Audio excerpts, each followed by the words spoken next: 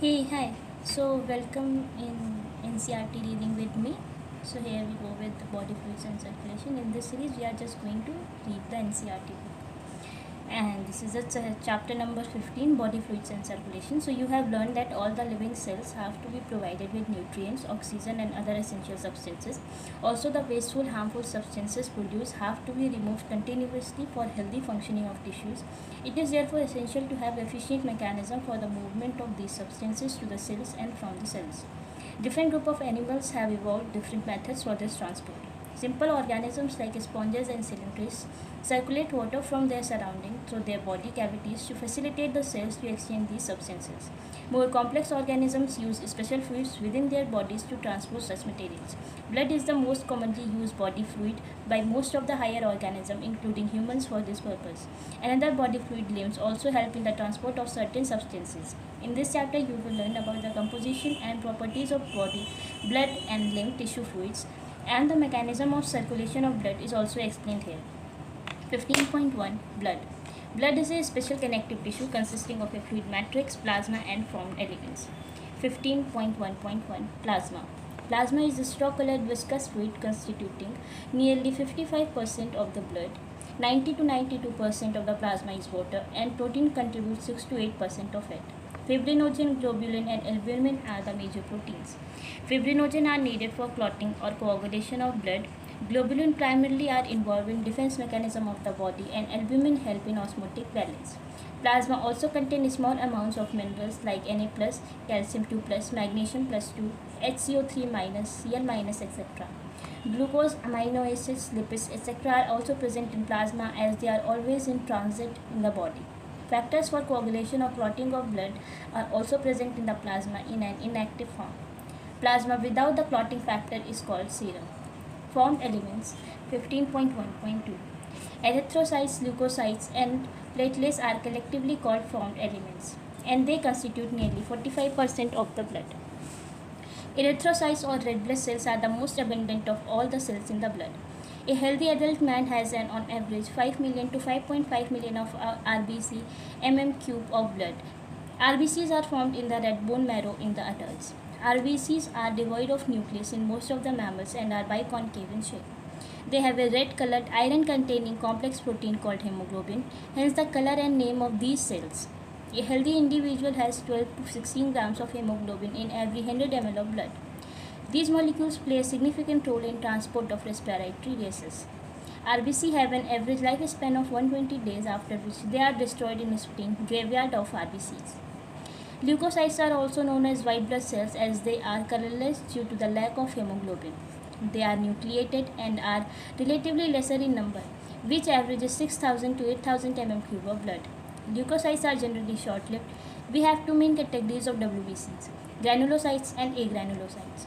Neutrophils, eosinophils, and basophils are different types of granulocytes, while lymphocyte and monocyte are the agranulocytes. Neutrophils are the most abundant cells, 60 to 65% of the total WBCs, and basophils are the least, 0.5 to 1% among them. Neutrophils and monocytes 6 to 8% are phagocytic cells which destroy foreign organisms entering the body. Basophil secretes histamine, serotonin, heparin, etc. and are involved in inflammatory reactions. Eosinophils 2 to 3% resist infections and are also associated with allergic reactions. Lymphocytes 20 to 25% are of two major types, B and T forms. Both B and T lymphocytes are responsible for immune responses of the body. Platelets are also called thrombocytes, are cell fragments produced from megakaryocytes, special cells in the bone marrow. Blood normally contains 1.5 to 3.5 lakh platelets mm³. Platelets can release a variety of substances, most of which are involved in coagulation or clotting of blood. A reduction in their number can lead to clotting disorder, which will lead to excessive loss of blood from the body. 15.1.3 Blood groups. As you know, blood of human being differ in certain aspects, so it appears to be similar. Various types of grouping of blood has been done. Two such groupings, the ABO and RH, are widely used all over the world. 15.1.3.1 ABO grouping. ABO grouping is based on the presence or absence of two surface antigens, chemicals that can induce immune responses on the RBCs, namely A and B. Similarly, the plasma of different individuals contain two natural antibodies, protein produced in response to the antigens. The distribution of antigen and antibody in the four groups of blood A, B, AB, and O are given in table 15.1. You probably know that during blood transfusion, any blood cannot be used. The blood of a donor has to be carefully matched with the blood of a recipient before any blood transfusion to avoid severe problems of clumping. Destruction of RBCs. The donor's compatibility is also shown in table 15.1. From the above mentioned table, it is evident that group O blood can be donated to the person with any other blood group, and hence O group individuals are called universal donors. Person with AB group can accept blood from persons with AB as well as other groups of blood, therefore such persons are called universal recipients. 15.1.3.2 RH grouping. Another antigen, the RH antigen similar to one present in rhesus monkey, hence RH, is also observed on the surface of RBC of majorly nearly 80% of humans. Such individuals are called RH positive, and those in whom this antigen is absent are called RH negative. An RH negative person, if exposed to RH positive blood, will form specific antibodies against the RH antigen. Therefore, RH group should also be matched before transfusion. A special case of RH incompatibility mismatching has been observed between the RH negative group blood of pregnant mother with RH positive blood of the fetus. RH antigen of the fetus do not get exposed to the RH negative blood of the mother in the first pregnancy, as the both bloods are well separated by the placenta. However, during the delivery of the first child, there is a possibility of exposure of the maternal blood to the small amount of the RH positive blood from the fetus. In such cases, the mother starts preparing antibodies against RH antigen in her blood. In case of her subsequent pregnancies, the RH antibodies from the mother, RH negative, can leak into the blood of the fetus, RH positive, and destroy the fetal RBCs. This could be fatal to the fetus or could cause severe anemia and jaundice to the baby. This condition is called erythroblastosis fetalis. This can be avoided by administering anti-RH antibody to the mother immediately after the delivery of the first child. 15.1.4 Coagulation of blood. You know that when you cut your finger or hurt yourself, your wound does not continue to bleed for a long time. Usually the blood stops flowing after some time. Do you know why? Blood exhibit coagulation or clotting in response to an injury or trauma. This is a mechanism to prevent excessive loss of blood from the body. You would have observed a dark reddish brown scum formed at the site of a cut or an injury over a period of time. It is a clot or coagulation formed mainly of a network of threads called fibrins, in which dead and damaged from the elements of blood are trapped. Fibrins are formed by the conversion of inactive fibrinogen in the plasma by the enzyme thrombin. Thrombins in turn are formed from another inactive substance present in the plasma called prothrombin. An enzyme complex thrombokinase is required for the above reaction. This complex is formed by a series of linked enzymatic reaction cascade process involving a number of factors present in the plasma in an inactive state. An injury or a trauma stimulates the platelet in the blood to release certain factors which activate the mechanism of coagulation. Certain factors released by the tissue at the site of injury also can initiate coagulation. Calcium ion plays a very important role in clotting. 15.2 Lymph tissue fluid. As the blood passes through the capillaries in tissue, some water along with many small water-soluble substances move out into the space between the cells or tissues, leaving the larger protein and most of the formed elements in the blood vessels. This fluid released out is called the interstitial fluid or tissue fluid. It has the same mineral distribution as that in plasma. Exchange of nutrients, gases, etc. between the blood and the cells always occurs through this fluid. An elaborate network of vessels called the lymphatic system collect this fluid and drains it back to the major veins. The fluid present in the lymphatic system is called the lymph. Lymph is a colorless fluid containing specialized lymphocytes which are responsible for immune responses of the body. Lymph is also an important carrier for nutrients, hormones, etc. Fats are absorbed through lymph in the lacteals present in the intestinal villi. 15.3 Circulatory pathways. The circulatory patterns are of two types, open or closed. Open circulatory system is present in arthropoda and mollusca, in which blood pumped by the heart passes through large vessels into open spaces or body cavities called sinuses. Annelids and chordates have a closed circulatory system in which the blood pumped by the heart is always circulated through a closed network of blood vessels. This pattern is considered to be more advantageous as the flow of the fluid can be more precisely regulated. All vertebrates possess a muscular chamber heart, Fishes have a two-chambered heart with an atrium and a ventricle. Amphibians and the reptiles, except crocodile, have a three-chambered heart with two atria and a single ventricle, whereas crocodile, birds, and mammals possess a four-chambered heart with two atria and two ventricles. In fishes, the heart pumps out deoxygenated blood, which is oxygenated by the gills and supplied to the body parts, from where deoxygenated blood is returned to the heart, single circulation.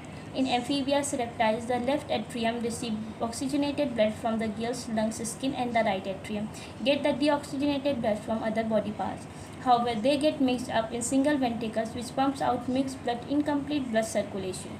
In birds and mammals, oxygenated and deoxygenated blood received by the left and right atria respectively passes on to the ventricles of the same side. The ventricles pump it out without any mixing up. That is, two separate circulatory pathways are present in these organisms. Hence, these animals have double circulation. Let us study the human circulatory system. One, human circulatory system. So human circulatory system, also called the blood vascular system, consists of a muscular chamber heart, a network of close branching blood vessels and blood, the fluid which is circulated. Heart, the mesodermally derived organ, is situated in the thoracic cavity in between the two lungs, slightly tilted to the left. It has the size of a clenched fist. It is protected by a double-walled membranous bag, pericardium, enclosing the pericardial fluid. Our heart has four chambers, two relatively small upper chamber called atria and two larger lower chamber called ventricles. A thin muscular wall called the interatrial septum separates the right and the left atria, whereas a thick wall, the interventricular septum, separates the left and the right ventricles. The atrium and the ventricles of the same side are also separated by a thick fibrous tissue called the atrioventricular septum. However, each of these septa are provided with an opening through which the two chambers of the same side are connected. The opening between the right atrium and the right ventricle is guarded by a wall formed of three muscular flap or cusp, the tricuspid wall, whereas a bicuspid or mitral wall guard the opening between the left atrium and the left ventricle. The opening of the right and the left ventricle into the pulmonary artery and the aorta respectively are provided with the semilunar walls.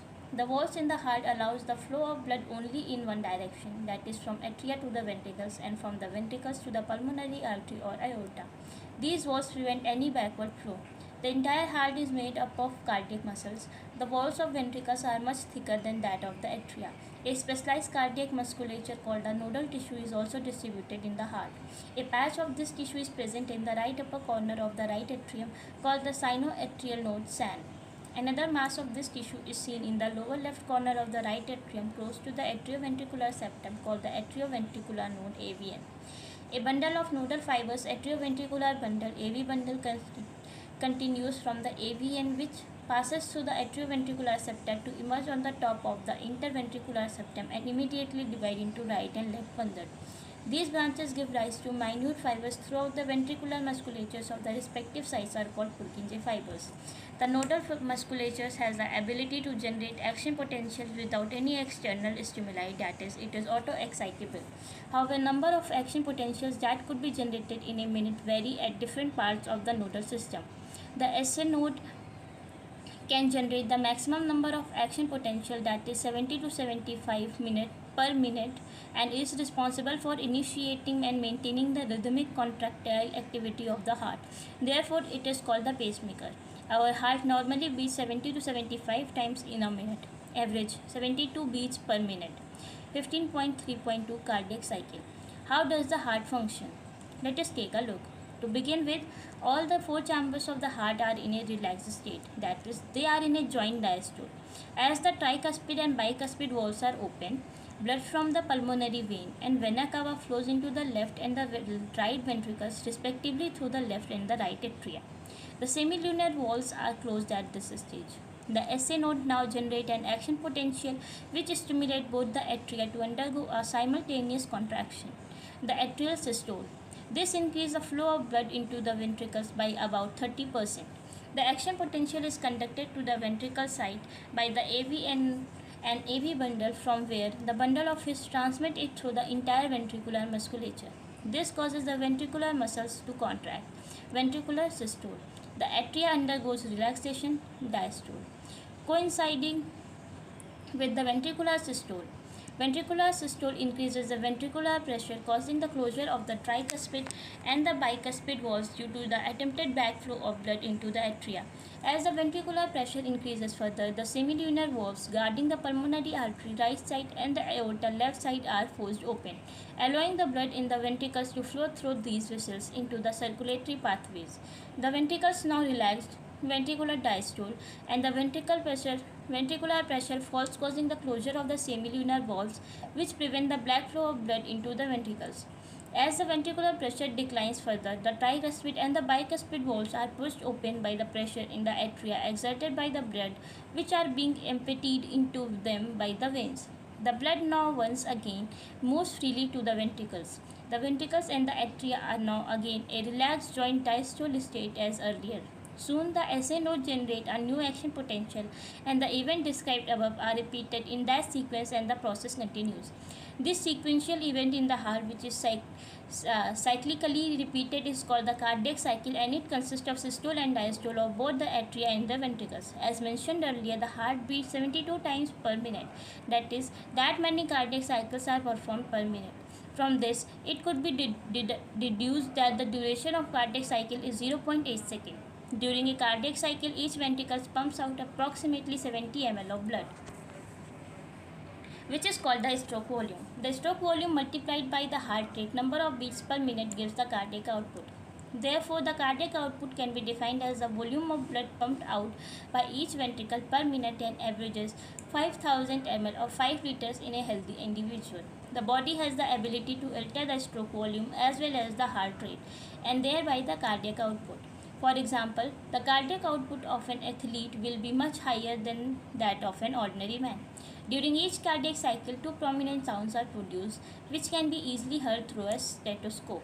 The first heart sound love is associated with the closure of the tricuspid and bicuspid valves, whereas the second heart sound dub is associated with the closure of the semilunar valves. These sounds are of clinically diagnostic significance. 15.3.3 Electrocardiograph ECG. You are probably familiar with this scene from a typical hospital television show. A patient is hooked up to a monitoring screen that shows voltage traces on a screen and make the sound beep, beep, beep, beep as the patient goes into cardiac arrest. This type of machine, electrocardiograph, is used to obtain an electrocardiogram ECG. ECG is a graphical representation of the electrical activity of the heart during a cardiac cycle. To obtain a standard ECG as shown in the figure 15.3, the patient is connected to the machine with 3 electrical leads, one to each wrist and the left ankle, that continuously monitor the heart activity. For a detailed evaluation of the heart's function, multiple leads are attached to the chest region. Here we will talk only about a standard ECG. Each peak in the ECG is identified with a letter from P to T that corresponds to a specific electrical activity of the heart. The P wave represents the electrical excitation or depolarization of the atria, which leads to the contraction of both the atria. The QRS complex represent the depolarization of the ventricles, which initiate the ventricular contraction. The contraction starts shortly after Q and marks the beginning of the systole. The T wave represents the return of the ventricles from excited to normal state repolarization. The end of the T wave marks the end of the systole. Obviously, by counting the number of QRS complex that occur in a given time period, one can determine the heartbeat rate of an individual. Since the ECGs obtained from different individuals have roughly the same shape for a given lead configuration, any deviation from this shape indicates a possible abnormality or disease. Hence, it is of great clinical significance. 15.4 Double circulation. The blood flows strictly by a fixed route through blood vessels, the arteries and the veins. Basically, each artery and vein consists of 3 layers. An inner lining of squamous endothelium, the tunica intima, and a middle layer of smooth muscles and elastic fiber, the tunica media, and an external layer of fibrous connective tissue with collagen fiber, the tunica externa. The tunica media is comparatively thin in veins. Figure 15.4. As mentioned earlier, the blood pumped by the right ventricles enters the pulmonary artery, whereas the left ventricle pumps blood into the aorta. The deoxygenated blood pumped into the pulmonary artery is passed on to the lungs, from where the oxygenated blood is carried by the pulmonary veins into the left atrium. This pathway constitutes the pulmonary circulation. The oxygenated blood entering the aorta is carried by a network of arteries, arterioles, and capillaries to the tissues, from where the deoxygenated blood is collected by a system of veins, and vena cava, and emptied into the right atrium. This is the systematic circulation. The systematic circulation provides nutrients, O2, and other essential substances to the tissues and takes CO2 and other harmful substances away for elimination. A unique vascular connection exists between the digestive tract and liver called hepatic portal system. The hepatic portal vein carries blood from intestine to the liver before it is delivered to the systemic circulation. A special coronary system of blood vessel is present in our body exclusively for the circulation of blood to and from the cardiac musculatures. Regulation of cardiac activity. Normal activities of the heart are regulated intrinsically, that is auto-regulated, by a special muscle nodal tissue, hence the heart is called myogenic. A special neural center in the medulla oblongata can moderate the cardiac function through automatic nervous system ANS. Neural signals through the sympathetic nervous part of ANS can increase the rate of heartbeat, the strength of the ventricular contraction, and thereby the cardiac output. On the other hand, parasympathetic neural signals, another component of ANS, decrease the rate of heartbeat, speed of conduction of action potential, and thereby the cardiac output. Adrenal medullary hormones can also increase the cardiac output. 15.6 Disorders of circulatory system. High blood pressure, hypertension. Hypertension is the term for blood pressure that is higher than normal, 120/80. In this measurement, 120 mmHg, millimeters of mercury pressure, is the systolic or pumping pressure, and 80 mmHg is diastolic or resting pressure. If repeated checks of blood pressure of an individual is 140/90, 140/90, or higher is also shows hypertension. High blood pressure leads to heart disease and also affect vital organs like brain and kidney. Coronary artery disease, CAD. Coronary artery disease, often referred to as atherosclerosis, affect the vessels that supply blood to the heart muscles. It is caused by the deposit of calcium, fat, cholesterol, and fibrous tissues, which make the lumen of arteries narrower. Angina. It is also called angina pectoris. It is a symptom of acute chest pain appears when no enough oxygen is reaching the heart muscles. Angina can also occur in men and women of any age, but it is more common among the middle-aged and elderly. It occurs due to the condition that affect the blood flow. Heart failure. Heart failure means the state of heart when it is not pumping blood effectively enough to meet the needs of the body. It is sometimes called congestive heart failure because congestion of the lung is one of the main symptoms of this disease. Heart failure is not the same as the cardiac arrest, when the heart stops beating, or a heart attack when the heart muscle is suddenly damaged by an inadequate blood supply.